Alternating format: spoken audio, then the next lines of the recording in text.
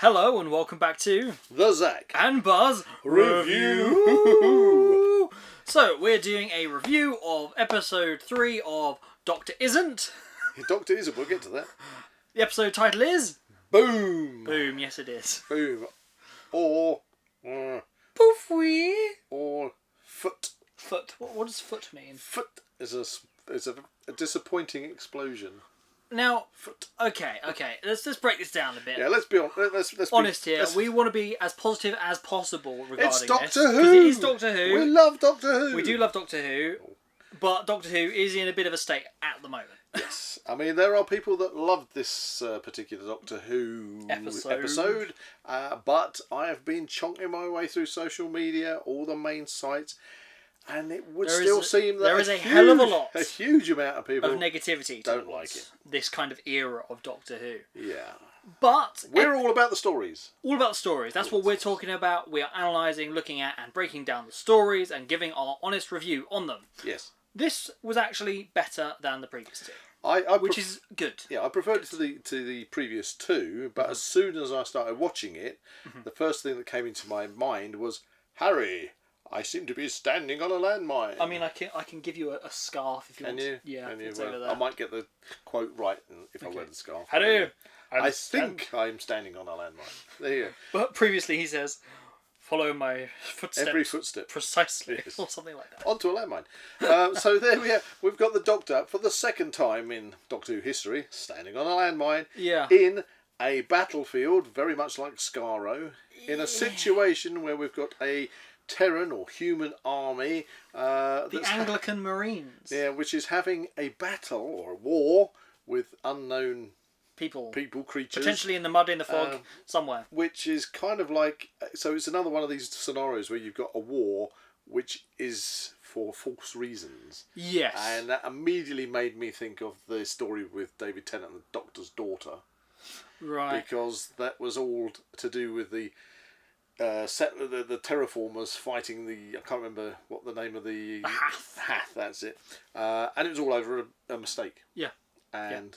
over 7 days or something like that. Yeah, it was made out that it was like a really long war, but it had only actually been occurring for like 7 days. And so we got this war, we got a war zone with the Doctor standing on a landmine. We've seen all that before.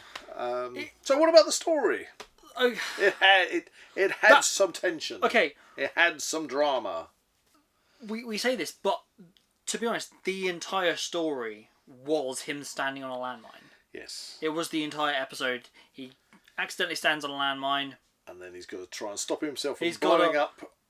He's got to stop himself from blowing up and half the planet. He's got to stop a kid from finding out that her dad has been killed in a tube with an eye in it. Yeah. They've got these ambulances that are going around zapping people for minor injuries. Because supposedly there's a glitch in the medical software or something. Yeah, that kind of evaluates things and keeps them buying. Yeah. That's really the core message of this. It's all about capitalism and some corporation which is basically profiteering off this make-believe war. It's like then they call it like an equation or a paradigm, a thing they calculate. It's a calculation, isn't it? Yeah. V. Yes. It began with V. If you remember what it is, please comment below. And we seem to have the Christian army. Are they Christian? Anglican Marines. Anglican Marines, right? And the guy that we're meant to feel sorry for because obviously he's been blinded and subsequently the ambulance basically zaps him and sticks him in a tube. His poor daughter's lost her dad. Why does he bring his daughter to a battle zone? And why is she able to get out of, one presumes, a compound that is meant to protect them from this hidden enemy, and she's just wandering around on a battlefield? It was a bit... For the story intention-wise, it was a bit convenient that that actually was a thing, yeah, I mean, to be honest. No, and ultimately, with the story, we have the story where the father's AI-generated image, which surely is just a very basic AI program, somehow manages to infiltrate the mainframe of this corporation's network and shut it down.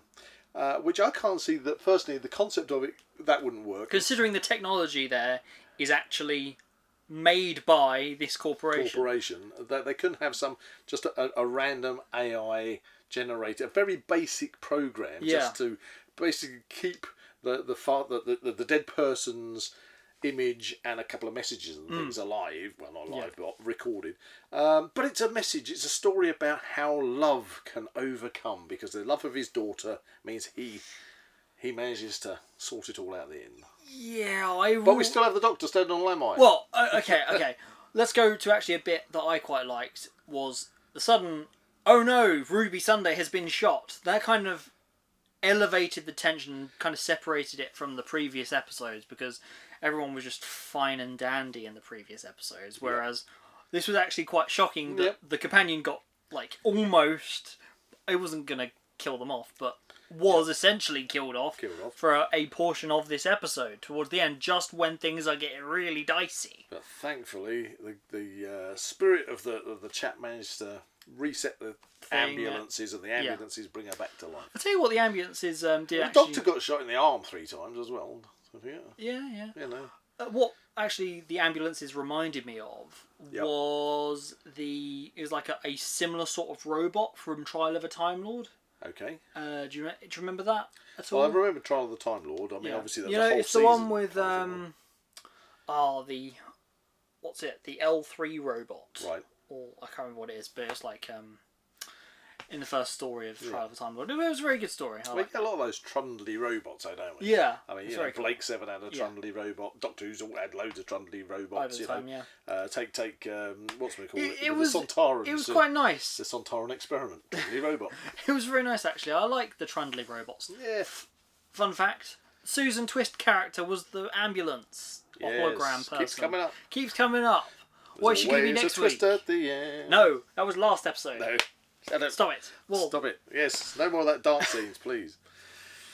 But there was some other things. I'm interjecting here. There's some other things. The one thing you pointed out was, of course, and I knew this as well, but you pointed out about something about the Doctor and how he can control his metabolism. Oh, right. Okay. Going to that point, it is a complete lie that the Doctor cannot control his metabolism in this episode, because there is countless occasions where he has like some kind of higher power over his bodily functions. Yeah, he can just like make it seem as if he's dead. Yes, decompression chamber in Terror of the Zygons. Pyramids of Mars, he pretends to be dead after being strangled by a mummy. Yeah, other ones where he's be able to be in a vacuum where he hasn't needed to breathe. Things like this. I mean, he could basically, that mind is meant to be analysing that he is alive and can blow him up. Yeah. Well, he could just say, I'm and dead. If he can't decide, it'll blow up anyway. Yeah, but he could just say he was dead. But anyway, but then we have this problem, which is you started this actual review off with, which is Doctor isn't. Yes, because suddenly we've discovered now the Doctor isn't a doctor, even though the Doctor has. For decades of the show said, yes, I am a doctor of practically everything. He's got such a huge intellect that beyond quantification. And I know that there's stuff about him having a doctorate from, I think it's Glasgow or something, in human medicine and stuff, but He's just, but now he's saying, I'm not a doctor. I'm just an average nobody. I'm just I'm a space alien time child. I just choose to call myself the Doctor. Doctor. All by myself. And there you go. And I don't agree with that choice, that creative choice to suddenly just say that. I didn't like that. Take it with a pinch of salt. But he's not a doctor. He's all by himself in the universe. And he can't control his metabolism. And he's always crying. He must be so dehydrated in this episode. But that takes me back again.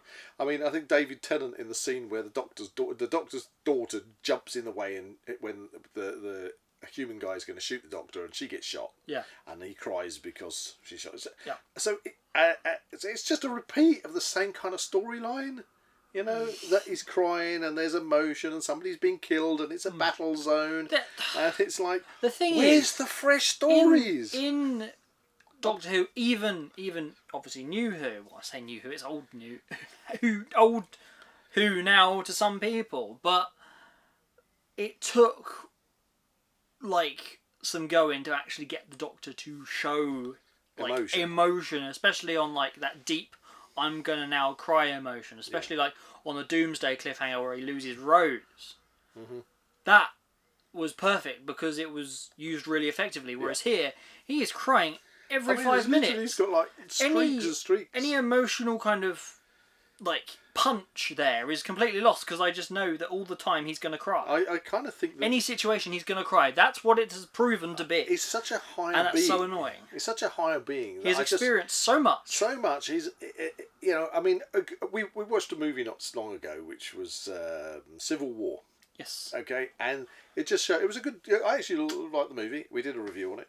Go check it out. But it just goes to show when you've got people who are reporters in battle zones and they are right there with the action and taking photographs, and they've just got to turn their emotions off. You know, this is a space alien being that has been around for thousands of years, seen so much, dealt with so much. I just don't think the emotions would be quite as, you know, prevalent, fluid. I think he would be in that. He'd be in that situation. Yeah.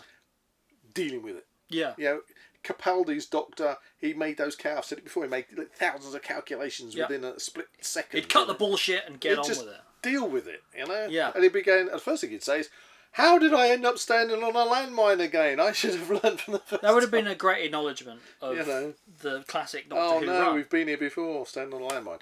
Yeah. I mean, if anything, it could have been like just a slightly different device. Choose a different device. It could have been a drone. Yeah. Yeah, and like attack drones over the battlefield. If you move, the drone will activate. But to stick the Doctor back on a landmine in a Scarrow-like battlefield with, somebody gets killed and the emotion, it's just, we've done it, we've seen it. It's just a rehash. I'm sorry.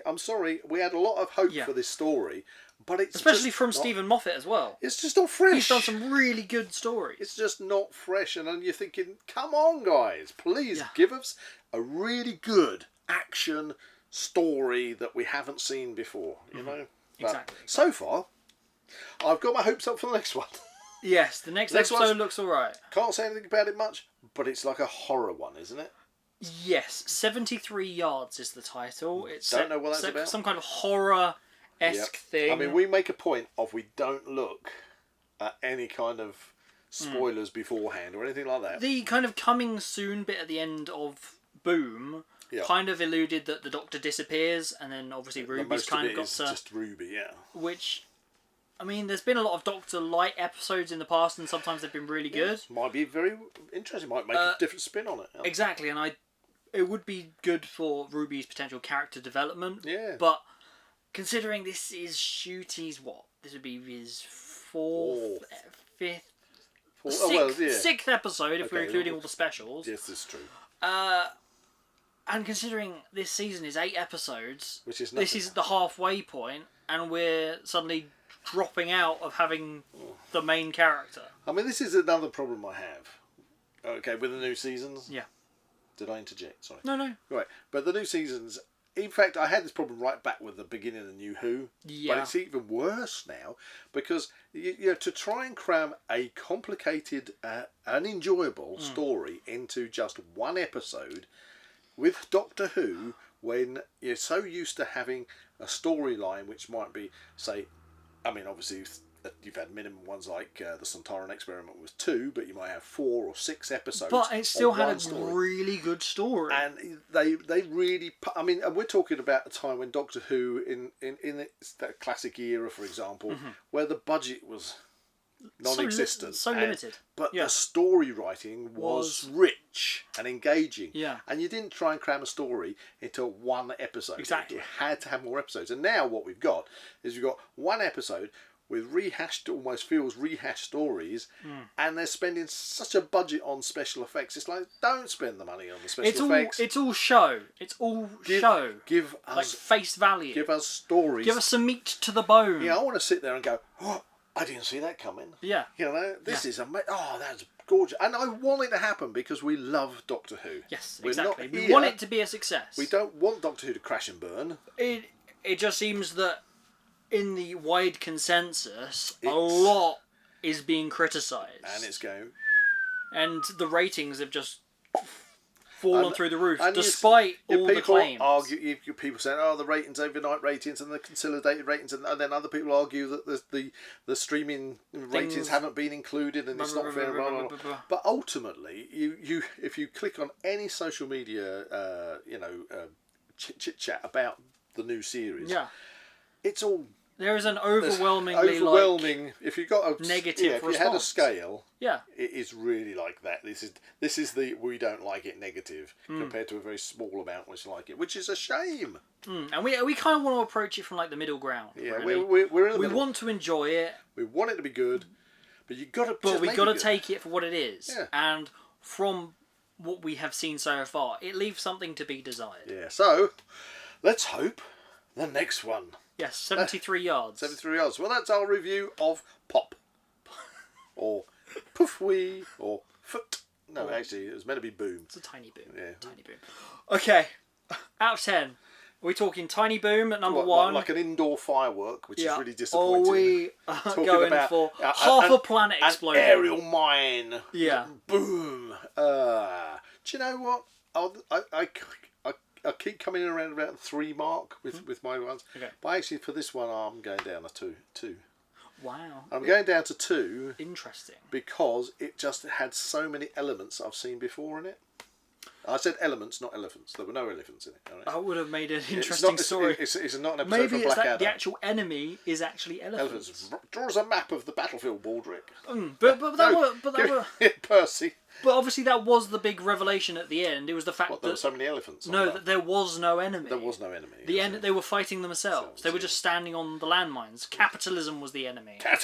Get rid of capitalism.